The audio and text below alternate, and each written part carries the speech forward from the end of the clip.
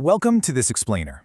Right now, literally as we speak, millions of digital ads are flying across the web, landing on websites, mobile apps, and streaming platforms everywhere. As marketers, and even just as consumers, it's so easy to think of digital marketing as this invisible, weightless, totally clean process. But today, we're going to pull back the curtain a bit. Behind every single ad impression you see, there are massive physical data centers, incredibly complex AI systems, and real-time bidding servers that are pulling enormous amounts of energy from the grid. The hidden cost of our digital world is very real, and honestly, it's fascinating to unpack. Okay, let's dive right into this. Do digital ads actually have a carbon footprint? Well, the short answer is a resounding yes. It's so easy to look at a physical highway billboard and immediately understand the impact. The materials, the floodlights, the maintenance. But digital ads, they kind of feel like they just exist in the ether. The reality, though, is that the internet runs on heavy physical infrastructure. We're talking about sprawling, air-conditioned data centers, thousands upon thousands of servers, and heavy cloud networks powering every single digital campaign. We really need to shatter this illusion of clean digital marketing, because understanding the physical reality is absolutely step one. Think about how we've always measured marketing success. For the longest time, it was through a very strict commercial lens, right? We obsessed over return on ad spend, clicks, conversions, and top-line revenue. But we are officially entering a totally new era.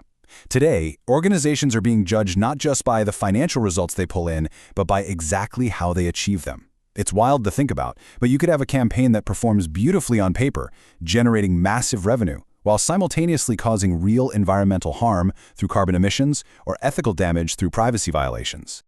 So here is our roadmap for today's explainer. First, the hidden cost of ads. Second, decoding ESG and marketing. Third, we'll break down scope 1, 2, and 3 emissions. Fourth, measuring what matters. Fifth, we'll look at a Canadian case study featuring MEC. And finally, number 6, the future marketer. Let's get to it. Starting us off with Section 1, the hidden cost of ads. It is honestly mind-blowing to break down an event that takes literally less than a second. A user clicks a video, and boom, instantly multiple advertising systems jump into real-time bidding auctions. Servers have to process all these bids, cloud infrastructure fires up to host the media, the streaming actually begins, and through all of that, emissions are generated. Every single programmatic ad auction requires thousands of calculations across multiple servers in mere milliseconds. It happens in the literal blink of an eye, but it is constantly draining real power from the electrical grid. Moving right along to Section 2, decoding ESG in marketing. We hear this acronym all the time now, but what does it actually mean in practice? ESG stands for environmental, social, and governance. At its core, it's a vital framework that organizations use to evaluate just how responsibly they are operating, looking way past traditional financial profit. In today's business landscape, consumer trust isn't just some nice-to-have PR bonus anymore. It has become a hard, measurable business asset that you have to protect. Let's ground this theory in some Canadian reality. The environmental pillar focuses heavily on the electricity required to power ad tech, AI systems, and cloud hosting. Canadian retailer Mac is a great example of a brand publicly tracking this in their supply chain. The social pillar is all about people. We're talking customer privacy, inclusive advertising, and ethical AI targeting, which is incredibly crucial for data-heavy organizations like RBC. And finally, governance refers to the actual systems ensuring accountability. With evolving privacy regulations like PIPEDA, Bill C-27, and Quebec Law 25, companies like Shopify are investing massive resources into privacy controls and data governance just to stay compliant. And if you get this wrong, it triggers a really dangerous chain reaction. Think about it. If your brand mismanages consumer data, you immediately experience a loss of trust. That directly leads to lower consent rates from your users. Lower consent means you have way less first-party data to work with. Less data results in much weaker, less accurate analytics. And weaker analytics, well, that inevitably leads right back to lower marketing performance. It perfectly illustrates why ethical data practices are fundamentally tied to revenue. Which brings us to Section 3, Scope 1, 2, and 3. So, the Greenhouse Gas Protocol lays out 3 official categories for emissions. Let's start with Scope 1. These are your direct emissions, generated by assets the company literally owns or controls. If you own a corporate building, the natural gas used to heat it is Scope 1. A great marketing example of this would be company vehicles used for promotional events, or, going back to our Canadian context, Mac's actual physical delivery fleet operations. It all comes down to direct ownership. Next up is Scope 2. These are indirect emissions specifically generated from purchased electricity. Just think about the everyday power consumption needed to keep a digital marketing team running. We're talking about the electricity powering your analytics workstations, your office lighting, editing studios, and internal marketing operation centers. You don't generate the power yourself, but you purchase and consume it, so it counts. And then we have Scope 3. These are indirect emissions generated across an organization's broader value chain. Now here is the absolute crucial point. For digital marketing, Scope 3 is by far the most important category. This is exactly where the hidden costs of our digital tools live, because it includes all of your suppliers and third-party services. To really wrap our heads around Scope 3, just look at how complex the programmatic ecosystem is. An advertiser uses a demand-side platform, which talks to an ad exchange, which then talks to a supply-side platform, which connects to the publisher just to finally reach the consumer. Every single time a web page loads, automated auctions create this rapid, intense computational activity across all these different third-party systems. Every server interaction in that chain consumes energy, and the whole shebang falls squarely under Scope 3. When you actually compare advertising formats to their relative carbon emissions, the data is pretty revealing. Direct display ads? They're relatively low because the delivery chain is simpler. Programmatic display sits right in the medium range.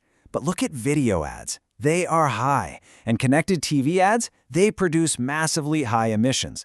This is simply because of the heavy video rendering, the complex streaming infrastructure, and the serious smart device processing required just to get that ad onto your living room television. All right, shifting gears to Section 4, measuring what matters. Because the rules of the game are changing, we need new KPIs integrated directly into our dashboards. On the privacy side, we now have the consent rate, which is the percentage of users actually agreeing to be tracked. Then there's the DSR completion rate, tracking how fast a company handles privacy requests, like deleting someone's data. First-party data coverage tells us how much direct data we own as third-party cookies vanish. And maybe most importantly, the consent decay rate, meaning how fast users are actively withdrawing their consent. If you see your consent decay rate rising, that is a massive, flashing warning sign that your consumer trust is declining. And on the environmental side, we have an incredibly important new metric, GCO2-PM. That stands for grams of carbon dioxide equivalent per 1,000 impressions. Honestly, this metric is a total game changer. It allows brands to directly compare the environmental intensity of different advertising formats and media supply chains, right alongside traditional metrics like cost per acquisition. Let's look at how this plays out in the real world with Section 5, MEC, a Canadian case study. MEC is a fantastic example here because they have really robust SBTi-approved sustainability targets, meaning they've publicly committed to the Science Based Targets initiative. They meticulously track Scope 3 emissions and publish sustainability disclosures. So here's the ultimate strategic trade-off they face. A high-performing, programmatically delivered connected TV campaign might absolutely skyrocket their revenue and ROAS, but it could simultaneously produce massive carbon output that actively sabotages their public sustainability targets. You simply can no longer ignore the carbon output of digital ads if your company claims to be green. This all leads us to our final section, Section 6, the future marketer. The reality is the landscape is shifting dramatically. The future marketer isn't just some growth hacker anymore. They have to be a steward of responsible data. They need to understand AI governance to ensure targeting doesn't carry bias. They must practice sustainable media buying, actively choosing lower emission channels when it makes sense. They need to master cookieless analytics, pivoting hard to first-party data. And they are absolutely going to rely on integrated ESG dashboards where environmental metrics like GCO2-PM are sitting right next to ROS and conversion rates. I really want this insight to sink in for a second.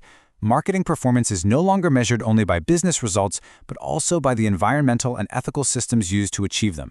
That right there is the core thesis of everything we've unpacked in this explainer today. ESG is rapidly, undeniably becoming a core marketing competency. So, I want to leave you with this provocative thought to chew on.